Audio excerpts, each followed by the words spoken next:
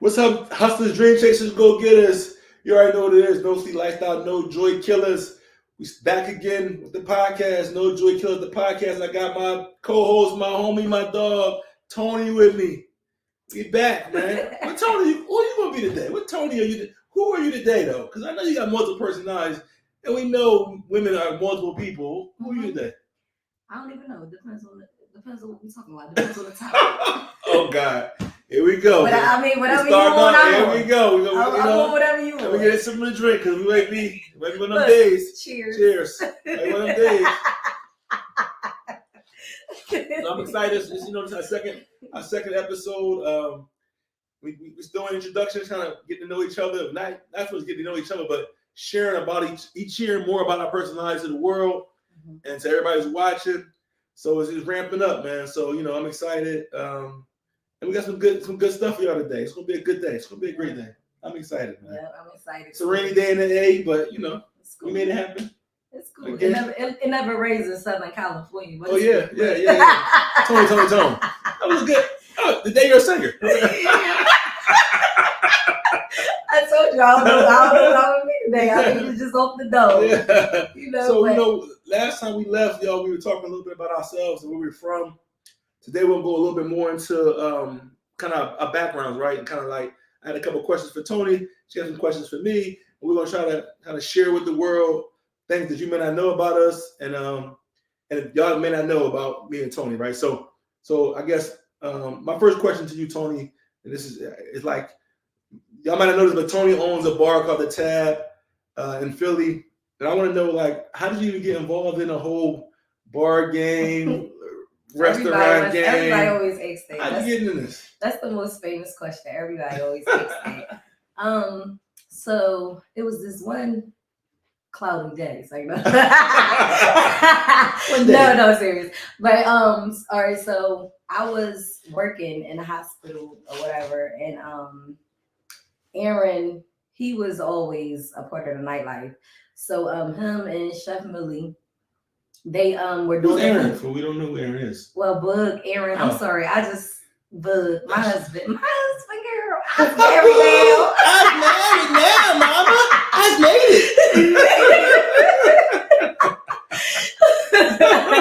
it. So Aaron was like, I was working. And my schedule was 6 a.m. to 2:30, and he was like, I need somebody I can trust. The people, the people that's working for me, they stealing, we not really seeing a profit. So he's like, I need somebody that I can trust. Right.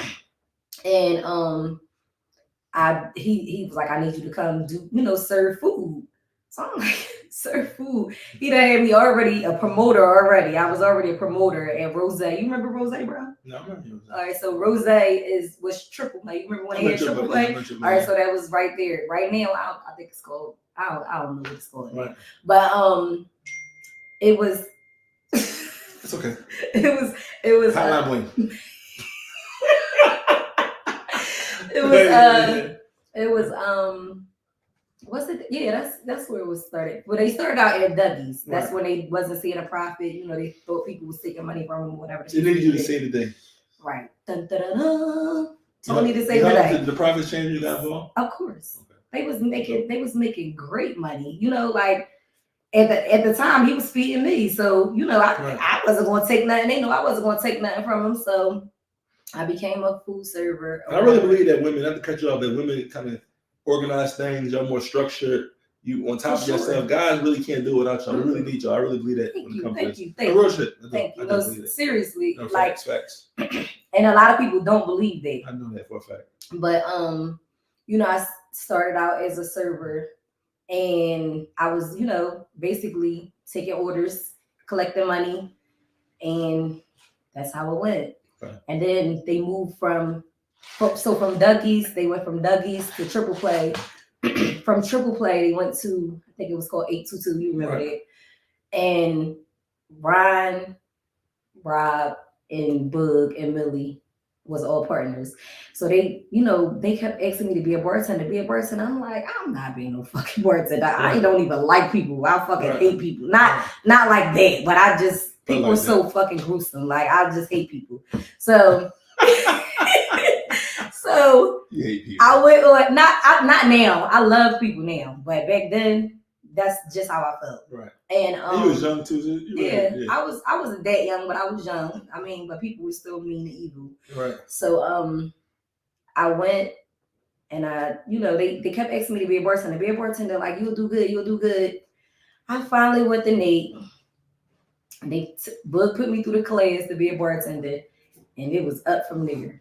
When I mean it was up, it was up. I couldn't stand people, but I was like, I was so happy to see the people because I know I was about to get money. Like I was getting money. I think one thing that people don't realize when you're in the like nightlife or just bars, you get money instantly, like instant gratification. Yes. You know, wait for a paycheck. You control your own destiny. But you have to. You gotta know how to. You gotta know how to make sure your money is good. You gotta make sure your money is good. You can't just see some people just spend it. No, I was never like that. I would go. Boog will follow me. I would go to the bank every single day after I worked and put $100 into the make machine late at night. Right. Make machine. So I had money. I was hustling up my money. Mac machine a long time. Yeah. They don't call it Mac machine anymore. Bro, it was the bank. No, well, it was the bank. I would go to the bank. Only people call it Mac machines. Oh, man. They call ATMs everywhere in the world. I'm sorry, they made fun of me when I said the Mac. They were like, "What the fuck is the Mac?" I'm like, the Mac machine. But it's the ATM. Right. I went to the bank. I went to the bank. They was closed, but I would enter my money or whatever, and I was stacking $100 every day I worked, and I worked 7 days a week because I didn't have a job no more. So you left your job and decided to go full time with this? Yeah, I decided to go. I had no other choice. I mean, it was like I was told. So when I became a bartender, it was like that bar was in North Philly, and North Philly was. I knew everybody there, so I was ringing up more than they old bartenders. So they like, what the fuck is going on? Yeah. So Baron came to me and he came to me one day and he was like, you want your own bar? And I was like, what? Like, he was like, you didn't say that confident enough. Like, I'm like, of course I would like my own bar. Like I would, hell yeah. But I was scared, like I didn't know what to do. Like Book introduced me to this world, so I didn't know, what to do. Right. And then I got my own bar, and it was. Don't turn it back. It's have a die. It's have a fucking die. That's it. It's have a die. I live by that motto. That's hard, man. Yeah. That's a good story, so and it was so crazy because me and Bud kept bumping heads in business. Right. Like he was the owner, but I felt like I was like. But I think it's hard, and this is something you can speak on. Maybe not hard, but it's probably challenging in the beginning to be in a relationship with somebody and still do business with people. So most of the time, a lot of people don't do, like, you can probably speak on it though, but like most of the time you don't see couples in business together because like sometimes your personal life carries over to the business and it kind of becomes you can butt heads. Back then, yeah. Now, no. Not now, right? Because I learned so much from back then. And I feel like it was all God's plan because it's like now we don't really, but we do because he tried to be my boss and I'm like, you're not my boss. Yeah. I'm not your boss. You ain't my fucking boss, but we partners. Like, and he tries to do that. And I know, you're supposed to let a man lead. I believe in all of that. Yeah. But damn, like, come on, like, come on. Fucking Scorpios. They feel like they fucking drive the fucking car too. You want to drive the fucking boat. You want to drive the boat and the car and fucking everything. I'm cracking it. No, it's not like that, bro. It's really not like that. But I just feel like, I don't know. Yeah. I do believe in letting a man leave, but I know it's challenging, especially in the world. So my question to you is, and I hear a lot of people want to know this, and this is just not questions that we have for ourselves or for the podcast. Questions that I know that people want to know, and that people ask you all the time. Right. How do you work a corporate job? Because you're a corporate man, like right now to this day. How do you work a corporate job, and how do you go on with your no sleep lifestyle? Because you miss the no sleep. You don't get no fucking sleep, right? Yeah, sometimes. But no, I mean, for me, it was like, I think that sometimes, like, you grow up poor and you don't have shit, and you kind of like want to always currently get out the situation. Mm-hmm. So for me, it was like I always wanted the stability of a job, but also I knew that the jobs kind of control how much money you can make and max you out, right? Mm-hmm. But I always felt like my worth was more than the job. Right. But at the same time, I wanted to make more money. So like, how can I do everything? So it was like, for me, it was like I wanted to do I wanted to do everything all at one time, and I knew that in order for you to do that, you got to sacrifice something. And for me, it was like I had to sacrifice sleep, because if I'm gonna work during 9 to 5s, then I got to actually take the nighttime and look at it like a whole nother stream of income. So it means I'm gonna have to be up 3, 4 o'clock in the morning. Right. And so for me, I always felt like, in order for me to do both, I can sacrifice. And so over the years, like my friends, people always ask me like, how do you do both? And I'm like, you got to be willing to sacrifice and give something up. You can't have it all. You can't have a good night's sleep and like, I feel so good. I slept 8 hours. Oh, breakfast is good, and get money. You just can't have it all. So, so my mom, I always felt like I'm cool with the sleep part. But I'm gonna have to sacrifice sleep. Whoever I date, whoever I'm with, gonna have to understand I'm not a typical guy who'll be home watching Netflix and lay on the couch and cuddle up with Snuggies and all that stuff. I'm not doing all that stuff. I don't want to watch TV. I want to get all the money. The only way I can get all the money is I gotta run until my body says it's time to shut down, which is about 3, 4 o'clock in the morning. Right. And so when I get tired, I feel like everything's about a mentality, right? I really had this mentality that like, as long as you don't tell yourself you're tired, as long as you don't tell yourself you're sick or you're miserable or you're not happy, your body will just go off what you feel. You have to trick your body into believing, your mind can trick you into believing that everything's okay. So even sometimes I be dead tired, like, no, I'm not really tired. I never tell myself I'm tired. I'm not really fucking sick. Even though I'm fucking dying, coughing, barely can breathe. I'm like, you're not sick, it's just a phase. You're not fucking tired, you got fucking bags in my eyes. I have seen you go to sleep in the club. I have witnessed I literally go to the gas. Got videos and everything of you sleep. Who record me? Why would you fucking record me? Because I always be like, and you know what I do? I be like, don't sleep like that. Everybody shit. The whole goal don't sleep like for all my friends and Tony now is to catch me in this sleeping moment, so you can say, "You're a fucking fraud. You're not fucking no sleep." I never exposed you though. I never exposed you. But you'll get right back up and you'll be somebody say your name, you be like, you be smoking, you be like, Because my thing is this, like, I literally go into the gas, run out the car. And when the tank is empty, I don't give a fuck if I got a quarter of a tank. I'm going maxing it out until I fall asleep. And then when the little door up, like somebody gave me a little boost of gas, I'm like, I'm up for a little bit longer. That's what it is. You know what I mean? So when I fall asleep, I just love me talking and be like, I'm back again. Never really happened. It never happened. So you know what I mean? He's not lying. That's serious, man. So I'm maxing it all out. You know what I'm saying? But so let me I feel like another question I got for you, I think is really important for not only for women and just in general. Like, how does it feel being a woman in this industry? Because you never see women bar owners or women bosses. You know what I mean? And I heard people call you boss lady. And it's kind of amazing him going, hey, that's the boss lady. So how does it feel to be in a male-dominated industry? And do they take you seriously? Do you think they kind of don't believe you? Do you kind of like employees? How's the whole experience? It's crazy because this is the way I feel. I just feel this is the way the world is. Like men do not feel like we are equal, and I feel like women and men are like we are equal. And sometimes I feel like women is over men. Period. That's just the way I feel, bro. No, I feel when we carry the kid. We do. Yes, we have a lot. We got a lot. Like y'all can't build buildings. We can.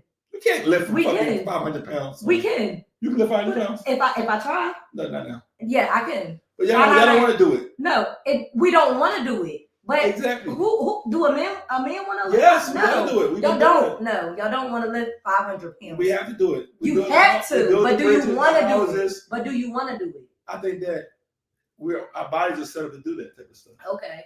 And some women feel like that. Me personally, no, I do not want to lift 500 pounds. How do we get done? The man gonna do it. Exactly. But that's what I'm saying. But I feel like if I had to do it, if I didn't have no other choice, and this is the way that I gotta feed my kids, I'm lifting them 500 pounds. I believe that, of course. So I just feel like women, we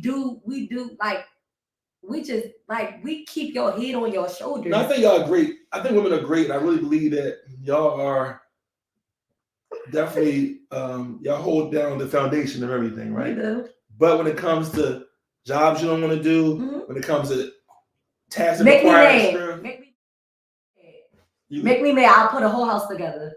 Fuck him. I don't need this. Pop, pop, pop. I'm telling you, that's how women are. And you know what? Know. To be honest, Boog like really, really spoils me so bad. But and I be like, I can't do it. And you know what I started doing was Boog will make me mad one time, and I be like, you know what? I'm gonna learn how to do this, that, and the third, because I don't want him to ever be like, like, well, she gonna call me because I know she got coach. She'll know how to do this, that, and the third. Like, so women, we like make us mad. We're gonna make that shit happen. We're gonna make it work. Period. So in the bar, when it comes to employees, do you feel like you get respect from men and women? Like, is the respect different being an owner as from a woman's perspective? Like, because like, for example, I own clubs, but I have a woman general manager, and I feel like women have problems listening to her because she's a woman. What it is your men is soft. And when I mean soft, I mean with a T. You remember when like me said soft. You're soft. Like you're soft. Y'all don't like to enforce nothing. You don't like nobody mad at you. I know that about you, and I know that about Bug. So I can't speak for all men, but a lot of men they don't want the people mad at them. They might like, not saying this is your situation, but y'all might like the girl, or y'all might, like, I'm like, what the fuck? Like, is you scared of this bitch? Like, bitch, go make the hookah. Fuck what you talking about? Like, That's it. Go do your fucking job. That's what you're here to do. Like, it's never like. So, but do you feel like, I feel like, because I had a male and a female general manager. So who ran it the best? Can I ask you that? I'm telling you, I feel like the women have more problems with a woman just because they're both women. Like, kind of like, she don't like me, she treat me funny. The man has more, I think, from an authority standpoint, if he wasn't sweet, like you said, or soft, people naturally just don't try the men owners or the general managers. But the women have problems listening to another woman. But she runs it the best, as far as more organized, more structured, more disciplined, not giving a fuck about how people feel. Yeah. But I get more complaints about her than I got from the male general manager. Because, like I said, the male is soft. They soft. So they might let a little bit more slide than a woman. The woman is not letting nothing slip between the cracks. Nothing. Okay. You late, you gotta pay. Right. You break, you buy. Everything. Right. Like, that's just how it is. So women in my situation is like, I don't give a fuck. But being a black woman, though, you feel like the young black girls respect you more than the men do? The men workers, like the bar backs. The men respect me more. I run my business a different type of way. Right. I have meetings. I haven't had them in a long time, but I have monthly meetings once a month on a Sunday. Right. I cuss them the fuck out. So anything they do in that month, I jot it down in my notes. Right. And I be like, "And you bitch, you did this." Right.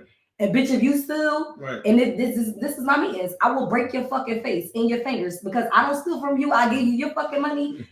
Respect me. You leave by threatening them. Maybe. Well, I do. This is my meeting. So if you think that's a threat, that's not a threat to me because I'm really going to do it. If I ever catch somebody stealing from me, like, I'm gonna fuck you up because I don't steal from y'all. I give y'all your money. Boog try to. Like, everybody has different type of ownership, man, the styles. Yeah, but I'm more like let's talk through it. See, I don't want this drama. No, I don't want no drama neither. But I never have to. I never be no drama. You gonna break your fingers. That's pretty much drama. Yeah, but why would you steal from me? Yeah, but I mean, you come to me and why would you steal from me, bro? They shouldn't steal. But exactly. So you feel like as a woman you have to be more tough. I have to be stern because the man is not. Okay. The man is not stern enough. The man is not stern enough. So it's like that's a good question. The man is not stern. They, like I said, Bug don't like nobody mad at him. Right. And he'd be like, "Oh, what? I don't know." He'd tell these motherfuckers, "All right, you gotta come to work," and they don't come to work, and I be like, "No, you done. That's a no call no show." In the corporate world, if you do a no call no show, you're fired. Correct? Right. Same shit with us. I conduct my business as the biggest business as. So your advice to women who are business owners, if they ever want to get into nightlife, they need to be tough and stern on their employees. Yes. For them to be successful. Yes. Okay. And you gotta stand on business. Like, you gotta stand on what you say, stand on what you do. Like, you have to, because if you don't, they're gonna take it as a joke. They don't take it. This is your business. This is your baby. You had this baby. You birthed this baby. This is all you got. This is how you eat. This is, makes sense. I mean, it's all you got. I'm just curious about how you think about it. I look at my business, even though it's not $1 billion business, but I look at it and I try to run it, but like I said, I'm not there, so I don't know a lot of things that go on there. Right. But I run my business, and I'm there as $1 billion, the biggest business in the world, Right. and that's just how I feel because that's my business. That makes sense. No, I was curious how you. Because that's my business. That's a good way. So those females that are watching this, and if you have aspirations to be a nightlife or on a bar, you hear directly from her. Like she feels as though it's really important to be stern, and also don't take no shit from your employees because you feel like they find it as a weakness, right? Yeah, not even the men, because they like they'll be like, she's just a girl, like she's not a girl, but she's just a woman. Like, don't listen to her, fuck her. Like, no, like we the people that keep this motherfucker rolling. And I always say this: Boog is the outside, and I'm the inside. I'm cool with nobody not knowing. You know, some of my employees now, when I go back, they be like, "Who the fuck is this bitch?" Right. Yeah, they look at me and I don't never tell them shit. I just sit there and watch and observe and see how y'all running my business or fucking my shit up. You know. So yeah, I got a different opinion about that, but I think you make sense. I think from a woman's perspective, I don't know. I'm not a woman, obviously, but I think that you make a lot of valid points. I think that makes sense. I mean, I think that. I mean, I'm a little different, but I see your point. You know, I see the rationale behind it. How did you get into the nightlife and continue being an owner of your own? And continue being an owner of your own establishment? Well, yeah, my path was. Everybody got different stories. My path was a little bit different. I never ever wanted to own no clubs or even get in nightlife. Me neither, bro. None of this shit. I really want. All I want to do is have a good time and party. I wasn't thinking about that. So, when I moved to Atlanta. So almost 20 years ago, which is crazy. It's amazing. That long time ago. I came in here. I was young, scrambling, straight from college. I went to cut, and I was like just more on something like I want to go out and have a good time. You was like a janky promoter, bro.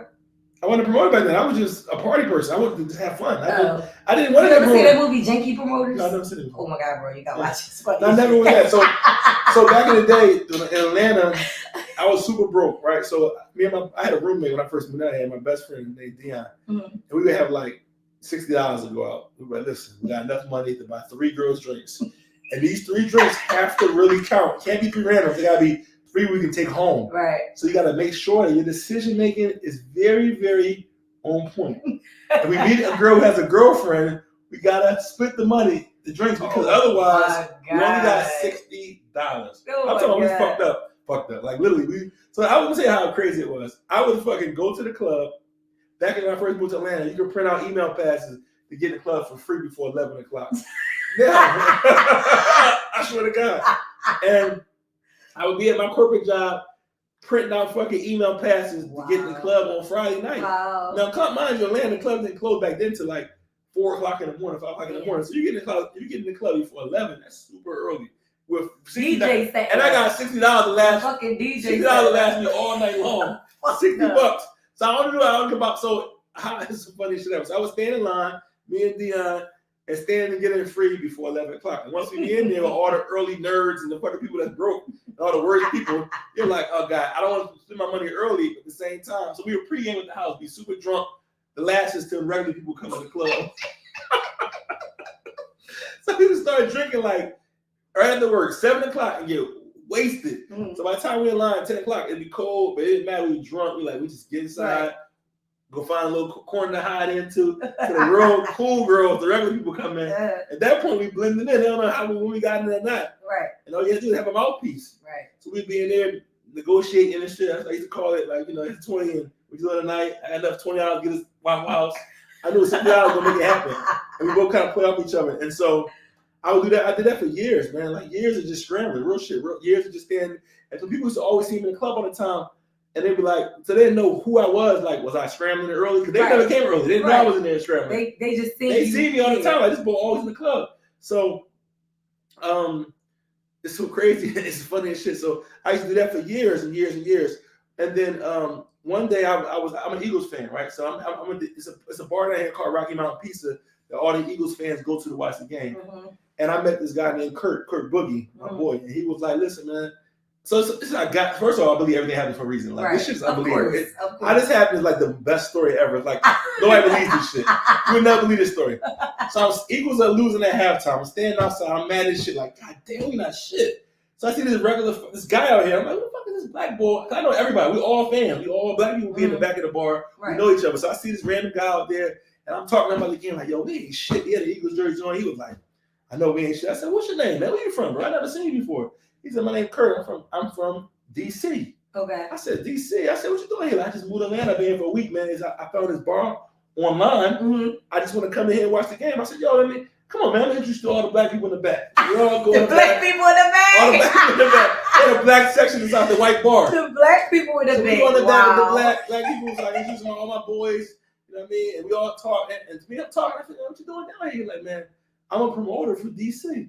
I promote parties. I'm married. He was like, I'm down here trying to get into promotion. I said, what you mean you're a promoter? He's like, listen, man, I throw parties and shit.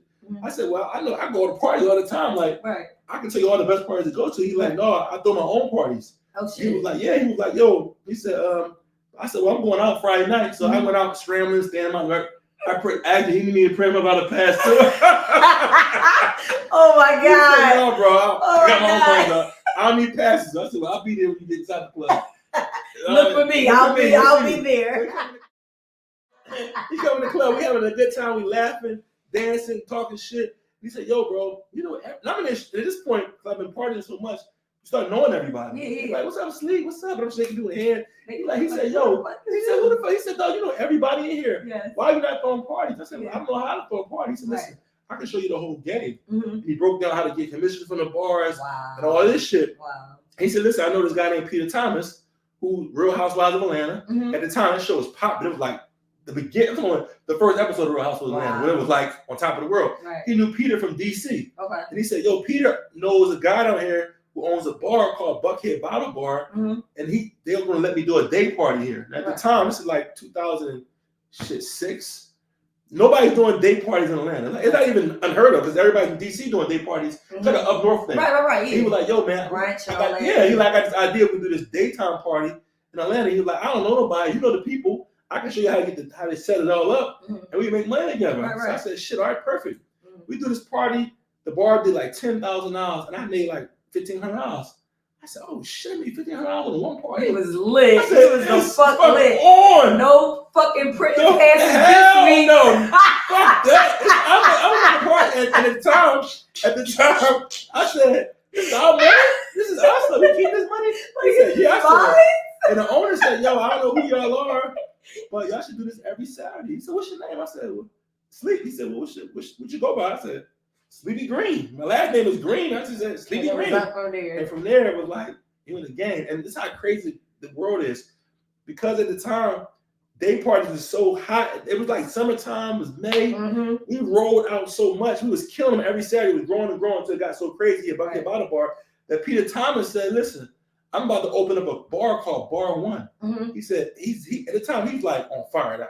The girls love him. The housewives is crazy. He had a bar. He had a restaurant a club called Bar One on Memorial Drive in the hood. Okay. He said, I want y'all to take on my Friday nights. And that shit, I'm telling you, it changed. I got rich in the summer. I couldn't believe it. I was like, this is unbelievable. So I had Fridays and Saturdays, and just my whole life changed. It was like overnight, literally in one summer, I went from like nobody standing in line to like Sleepy Green, the fucking party promoter. Look, standing in line, printing out venues, having to get there, and then having to get there at 12 o'clock. Like I'm the fucking man. And then like the time we made it so dope because this is how life is. Because Real Housewives of Atlanta was so popular, girls were coming from all across the United States to come to Atlanta to meet Peter. Wow. And every time Peter would be there taking pictures, he'd be like, "This is my boy Sleepy Green. This is my boy Kurt Boogie." And we met all these people, like rappers, athletes, just kind of like it all came together at the perfect time. And from there, like my career in that industry just catapulted to the top. Where other club owners would call me like, "Yo, I want you to promote my party. I want you to get my party." Yeah. Everybody was reaching out to me trying to get me there. Like we be fighting for my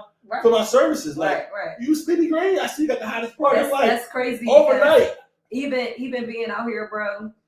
To add to what you said, like even being out here and people, you know, like it's really like coming out here and you just a nobody. Like you a nobody. So it's like people be like, oh, you know, like they talk, you know, they ask you what you do and stuff like that. And I'm like, they be like, how did you get out here? I'm like, do you know Sleepy Green? I say it all the time. And they be like, it's Silverman, is he a rapper? I'm like, no, he ain't no rapper.